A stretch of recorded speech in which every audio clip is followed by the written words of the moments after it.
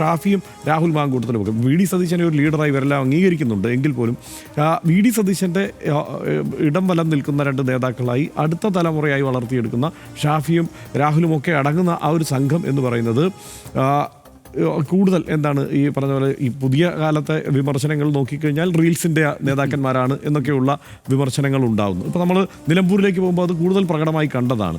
ഷാഫി ഒരു കാര്യം ഇതിനിടയ്ക്ക് പറയാതിരുന്നുകൂടാ, ഷാഫി എ ഗ്രൂപ്പിൻ്റെ ശക്തനായ വക്താവായിരുന്നു, എ ഗ്രൂപ്പിൻ്റെ പ്രതീക്ഷയായിരുന്നു, ഉമ്മൻചാണ്ടിയുടെ പ്രിയപ്പെട്ട ആളായിരുന്നു, അങ്ങനെയൊക്കെ ആയിരുന്ന ഒരാളാണ് കേട്ടോ. അപ്പോൾ അവിടെ നിന്നാണ് അദ്ദേഹം ഇപ്പം മറ്റൊരു പൊസിഷനിലേക്ക് മാറിയത്. അതിപ്പോൾ മറ്റൊരു ഗ്രൂപ്പ് എന്ന നിലയ്ക്ക് ഇവർ പ്രയോഗിച്ച് തുടങ്ങിയിരിക്കുന്നു വേറൊരു വിഭാഗം എന്നുള്ളതാണ് വാസ്തവം.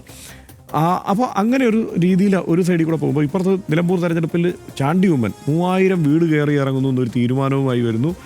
നിശബ്ദനായി 3000 വീടും കയറി ഇറങ്ങി അവിടെ ഒരു പ്രചാരണം നടത്തുന്നു. തിരിച്ചിവിടെ വന്നിട്ട് കോട്ടയത്തെ പ്രശ്നം ഉണ്ടാകുമ്പോൾ, മെഡിക്കൽ കോളേജിലെ പ്രശ്നം ഉണ്ടാകുമ്പോൾ അതിൽ ഇടപെടുന്നു.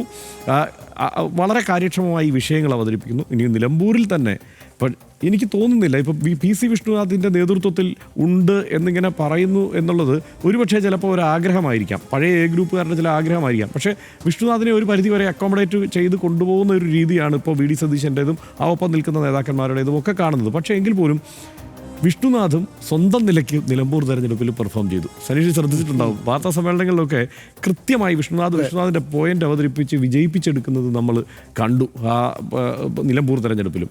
അപ്പോൾ അതായത് അതുവരെ ഉണ്ടായിരുന്ന ഷോ എന്നുള്ളതിനപ്പുറത്തേക്ക് കുറേ കൂടി കണ്ടന്റിലേക്ക് വന്നുകൊണ്ടുള്ള ഒരു പ്രകടനം എന്നുള്ളത് ഇവരുടെ ഭാഗത്തു നിന്നുണ്ടാവുന്നു എന്നുള്ളത് വ്യക്തമാണ്, അതിനകത്ത് സംശയമൊന്നുമില്ല. പിന്നെ മുതിർന്ന നേതാക്കളുണ്ടല്ലോ, ഇപ്പോൾ തിരുവഞ്ചൂർ രാധാകൃഷ്ണനെ പോലെ, എം ഹസനെ പോലെയുള്ള നേതാക്കൾ, ബെന്നി ബഹനാനെ പോലെയുള്ള നേതാക്കൾ, പഴയ ഗ്രൂപ്പ് മാനേജർമാർ എ ഗ്രൂപ്പിൻ്റെ, അവർ ഈ കാര്യത്തിൽ ഒരു എന്താണ് അവർ പരസ്യമായി വന്നില്ലെങ്കിലും അവരുടെ ഒരു അനുഗ്രഹം തീർച്ചയായും ഉണ്ടാവാതെ ഇത്തരമൊരു നീക്കം ഉണ്ടാവില്ല.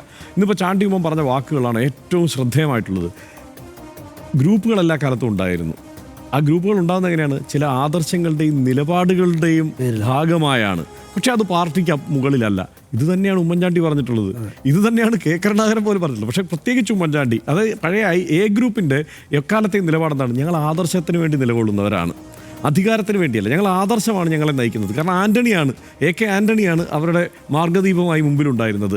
എ കെ ആൻ്റണിക്ക് വേണ്ടിയാണ് ഗ്രൂപ്പ് മാനേജറായി ഉമ്മൻചാണ്ടി ആ കാലത്ത് പ്രവർത്തിച്ചിരുന്നത്. അപ്പോൾ ആ ആദർശാത്മകമായ ഒരു സമീപനം അത് ഞങ്ങളുടെ ഭാഗത്തു നിന്നുണ്ടാവും എന്നവർ പറയുന്നു. ഇതൊക്കെ പറയുമ്പോഴും ഈ വിഭാഗീയത എന്നത്, ഈ ഗ്രൂപ്പ് എന്നത് തൊട്ടടുത്ത തെരഞ്ഞെടുപ്പ് കാലത്തേക്ക് ആ കാലത്തെ മുന്നിൽ കണ്ടുകൊണ്ടുള്ള ചില വാർത്തകൾ എന്ന് വേണമെങ്കിൽ അങ്ങനെ കൂടി ഞാൻ കണക്കാക്കുന്നു. കാരണം തദ്ദേശ തെരഞ്ഞെടുപ്പ് വരികയാണ്, നിയമസഭാ തെരഞ്ഞെടുപ്പ് വരികയാണ്.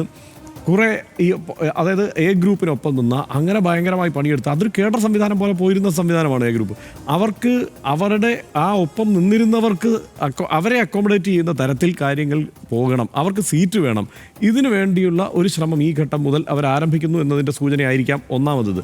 പിന്നെ ഞാൻ കരുതുന്നത് വലിയൊരു സംഘർഷം ഇതിൽ ഉണ്ടാവണമെങ്കിൽ, അതായത് ഗ്രൂപ്പിൻ്റെ ഏറ്റവും ഗംഭീരമായ ഒരു സംഘർഷം ഈ കോൺഗ്രസിൽ ഉടലെടുക്കണമെങ്കിൽ, ഗ്രൂപ്പ് മാനേജർമാർ അണിനിരക്കണമെങ്കിൽ അടുത്ത നിയമസഭാ തെരഞ്ഞെടുപ്പ് കഴിയണമെന്നാണ്. ആ നിയമസഭാ തെരഞ്ഞെടുപ്പ് കഴിഞ്ഞിട്ട് കോൺഗ്രസ് അധികാരത്തിലേക്ക് എത്തുന്ന തരത്തിൽ, അല്ലെങ്കിൽ UDF ഒരു ഭൂരിപക്ഷം, വലിയ ഭൂരിപക്ഷമാണെങ്കിൽ വലിയ ഗ്രൂപ്പ് ബഹളമൊന്നും നടക്കാൻ പോകുന്നില്ല, ഒരു ചെറിയ ഭൂരിപക്ഷത്തിന് കോൺഗ്രസ്സിന് അധികാരം ലഭിക്കുന്ന, UDF അധികാരം ലഭിക്കുന്ന ഒരു തലമൊക്കെ ഉണ്ടായാൽ എല്ലാ ഗ്രൂപ്പും അപ്പോൾ പ്രത്യക്ഷമായിരിക്കും എന്നുള്ള കാര്യത്തിൽ സംശയം.